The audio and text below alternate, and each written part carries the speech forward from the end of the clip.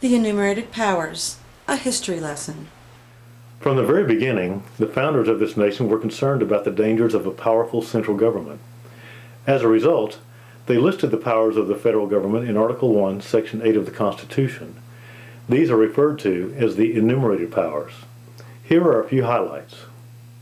The Congress shall have the power to lay and collect taxes, to pay the debts and provide for the common defense and general welfare of the United States, to borrow money on the credit of the United States, to regulate commerce, to coin money and regulate the value thereof, to establish post offices and post roads, to declare war, to raise and support armies, to provide and maintain a navy, to make all laws necessary and proper for carrying into execution the foregoing powers.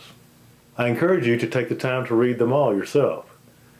The 10th Amendment reaffirms these limitations of power and reads as follows.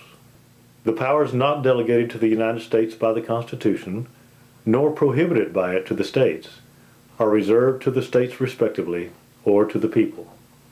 Mr. McNeil, as I understand it, in order to correspond with the powers as enumerated in the Constitution, one of your goals is to reduce the size of the federal government.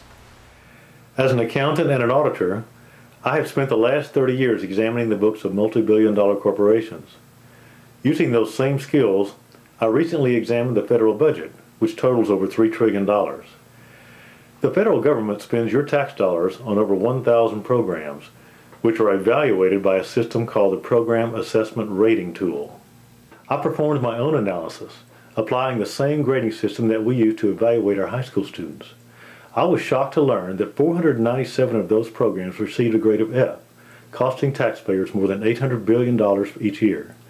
I propose that we start reducing the size of the federal government by eliminating those failing programs.